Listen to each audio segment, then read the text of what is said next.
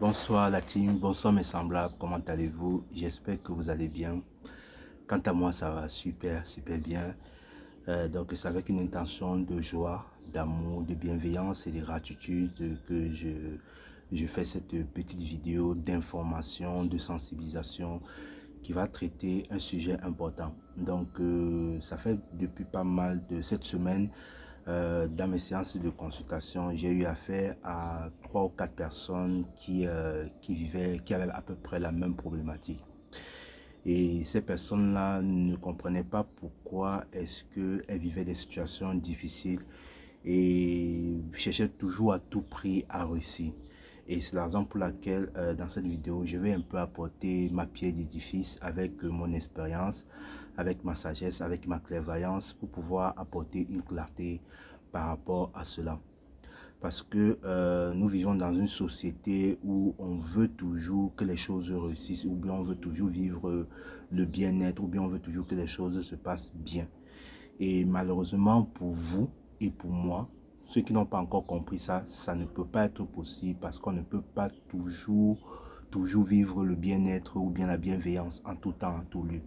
C'est tout à fait impossible dans cette planète Dia, tout simplement parce que la planète dans laquelle nous vivons, c'est une planète relative, et dans une planète relative, il y a des énergies qui cohabitent. Ça peut être des énergies positives ou négatives, ça peut être des énergies de basse vibration ou bien des énergies de haute fréquence. C'est la raison pour laquelle, pour ne pas perdre pied, pour ne pas douter ou bien pour ne pas souffrir, il est très important d'accepter ces deux énergies dans ce monde relatif. Parce que quand vous êtes en contradiction et quand vous n'acceptez pas ces deux énergies ou bien toutes ces énergies relatives, vous créez ce qu'on appelle la dualité. Et étant dans la dualité, vous êtes en lutte contre vous-même. Et c'est cette dualité-là qui est la capacité de ne pas accepter les situations difficiles que vous vivez qui créent la souffrance, comme le disait Bouddha. Parce que vous attachez beaucoup à l'événement que vous vivez, vous attachez à la souffrance, vous identifiez à votre problème. Donc, qu'est-ce qu'il faut faire donc pour ne pas être dans cette attitude de souffrance-là, ou bien qu'est-ce qu'il faut faire pour changer complètement des vibrations, parce que il peut arriver que dans la vie, on est dans une vibration négative, et il peut aussi arriver qu'on est dans des vibrations positives ou bien de haute vibration. Il peut aussi arriver qu'on a des problèmes, et il peut aussi arriver qu'à un moment donné, ça se passe bien. Et nous, les humains, on veut toujours que ça se passe bien. Quand ça se passe bien, on est dans cette attitude de joie, de générosité envers la vie. On remercie Dieu, on dit « Ah, merci Dieu », parce qu'on a un Dieu qui écoute nos problèmes. Il y a un Dieu qui est toujours là pour nous. Or, quand il s'avère qu'il arrive des problèmes, qu'est-ce qu'on fait? On essaye toujours de dire, voilà, on croit que le monde est contre nous, que la vie est contre nous, que Dieu n'écoute pas nos prières. Or, il faut savoir que, étant dans une planète relative, il y a des lois de l'univers qui gouvernent ces planètes. Et c'est la raison pour laquelle, à un moment donné, il est très important et judicieux d'apprendre ces lois, de savoir travailler avec ces lois, de savoir comment est-ce que ces lois agissent dans notre vie. Et quand on sait comment les lois de l'univers agissent dans notre vie, quelles que soient les situations que nous vivons, nous ne perdons pas pied, ou bien nous n'entrons pas dans cette énergie de souffrance, ou bien nous ne nourrissons pas la croyance que la vie nous veut du mal. Parce qu'une loi, c'est quelque chose qui sévit. Voilà, c'est une énergie qui sévit. Et en tant qu'être spirituel, être divin, nous sommes tous gouvernés par cette loi. C'est un peu comme la loi humaine. La loi humaine sur la planète Terre permet de sanctionner quand vous faites quelque chose voilà, qui n'est pas en adéquat avec les règles d'un pays. Voilà, vous êtes sanctionné par la loi de ces pays-là. La seule différence, c'est que les lois de l'univers, ils ne vous sanctionnent pas, que vous le faites, vous faites quelque chose ou pas. Cette loi de l'univers vous dirige, voilà, agit, voilà, parce que c'est comme ça. Donc, il faut savoir par rapport à la problématique que j'ai posée au début de la vidéo que voilà, les gens parfois ils vivent des situations difficiles, ils ne comprennent pas pourquoi ils vivent ces situations difficiles et ils cherchent à tout prix de résoudre les problèmes ou bien ils cherchent à tout prix à réussir parce qu'on vit dans une société où on nous a toujours appris que voilà, il faut toujours réussir. Et à un moment donné, il faut que parfois on essaie de se lâcher la grappe. On essaie de se foutre la paix et de lâcher cette pression à vouloir à tout prix réussir la vie. Parce que bien même quand vous cherchez toujours à réussir la vie, vous vous rendez compte que vous ne faites qu'aggraver votre situation et que la situation que vous vivez devient de plus en plus pire. Parce que j'ai compris que tout est relatif et tout est fait de polarité. Quand on réussit à réussir la vie, on est en train de dire que la vie qu'on vit maintenant est chiante, que nous sommes en train d'échouer et c'est la vibration que nous émettons. Et comme nous dégageons cette vibration, nous créons directement la possibilité d'échouer cette vie parce que tout est fait de vibrations et l'énergie répond, ou bien l'univers répond, ou bien Dieu répond à notre fréquence vibratoire. Donc c'est très important de comprendre la loi des rythmes qui est une loi super importante qui va vous faire comprendre que dans la vie, il y a un temps pour tout. Dans la vie, il y a un temps pour tout. Observez un peu pour ceux qui sont en Occident, le rythme de la saison, parce qu'il faut savoir que la nature nous apprend beaucoup de choses. C'est la raison pour laquelle il faut être un observateur. Beaucoup d'écrivains comme Picasso, quand il avait besoin, ou bien, je crois, Beethoven, quand ils avaient besoin de composer une symphonie, il se retirait et il observait beaucoup la nature. Ce qui fait que la nature l'enseignait beaucoup. Et c'est à travers ce qu'il observait dans la nature qu'il lui donnait l'inspiration de composer ses notes. Voilà. Que ce soit tous ces grands savants-là, ils ont vraiment, c'était des personnes qui étaient vraiment en observation de la nature. Et c'est comme ça aussi que la nature nous apprend beaucoup de choses. Il faut comprendre, pour comprendre la loi de la loi des rythmes, il faut comprendre la loi des saisons, il faut comprendre les saisons.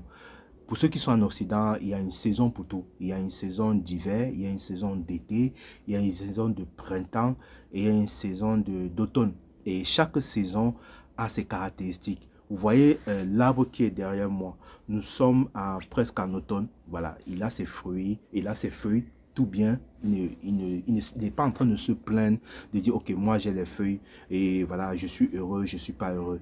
Or, quand l'hiver va arriver, cet arbre-là, ça sera la saison la saison, peut-être l'hiver sur la médecine chez les Chinois, ça symbolise le fait qu'il faut qu'on aille à l'intérieur de nous pour pouvoir recharger nos batteries, méditer, pour que quand l'été arrive, on puisse ressortir avec plus de connaissances. Donc l'été, en été, ça représente le travail à l'intérieur. Donc vous allez voir cet arbre-là qui est derrière moi en été, en hiver.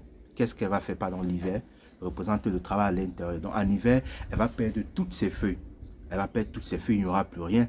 Mais vous n'allez jamais entendre cet arbre-là se plaindre parce qu'elle n'a pas ses feuilles. Elle va juste savoir comment travailler à l'intérieur de soi pour que quand l'été ou bien le printemps arrive, elle va rejaillir de nouveau. Et c'est la même façon dont nous vivons. Quand l'hiver peut représenter une situation difficile, quand nous vivons une situation très difficile dans notre vie, c'est tout simplement parce que cette situation que nous vivons a un but. Rien ne se fait au hasard. Peut-être que nous sommes dans une période où nous devons transmuter un karma. Nous sommes dans une période où nous devons libérer les anciennes énergies dysfonctionnelles que nous ne devions plus, qui ne nous correspondent plus. Nous sommes peut-être dans une période où il faut qu'on fasse la paix entre nous ou bien on travaille sur nous.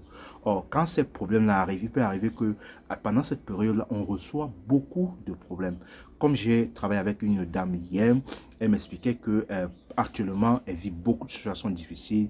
Elle ne comprend pas ce qui arrive. Donc, il y a plein de problèmes qui arrivent comme ça et elle ne comprend pas pourquoi. Donc, quand vous vivez cette situation-là, c'est le moment pour vous de ne pas vous affoler. Voilà, de ne pas vous affoler, d'essayer de ressentir les émotions ou bien les émotions que tous ces problèmes-là dégagent. Parce qu'il faut savoir que quand vous ressentez les émotions que tous ces problèmes-là dégagent, ça vous permet de libérer toute la frustration, les énergies négatives qui sont liées à ce problème. Donc, quand une telle situation arrive, c'est le moment pour vous de vous centrer sur vous et dire, ok, comme ces problèmes arrivent, quelles sont les énergies qui se cachent derrière ces problèmes-là? Qu'est-ce que ces événements-là réveillent chez moi? Est-ce que ça réveille de la peur? Est-ce que ça réveille de la colère? Est-ce que ça réveille de la frustration? Est-ce que cela réveille de mon impuissance ou bien de mon incapacité de subvenir aux besoins de ma famille? Et c'est le moment pour vous de faire la paix avec ces énergies-là. Et moi, je l'ai toujours parlé dans toutes mes vidéos. pour pouvoir transcender, harmoniser, équilibrer cette énergie-là, la première des choses, ça passe d'abord par la prise de conscience, l'acceptation, le pardon d'avoir attiré et créé ces événements, ensuite faire la paix avec ces situations. Donc, je l'ai toujours expliqué dans les vidéos, comment transcender une énergie, une émotion. Donc, quand ces situations arrivent, c'est l'occasion pour vous de vous recentrer, d'aller à l'intérieur de vous et de travailler et de comprendre quel est le bénéfice secondaire qui se cache derrière le problème, quel est le message qui se cache derrière ce problème. Et c'est en écoutant ces messages-là, en les acceptant, en libérant les émotions qu'elle réveille chez vous, bien les peurs qu'elle réveille chez vous, que vous allez pouvoir transcender cela. Et quand vous allez faire cela, vous allez vous rendre compte que vous n'allez pas rester dans la phase de cycle de la difficulté.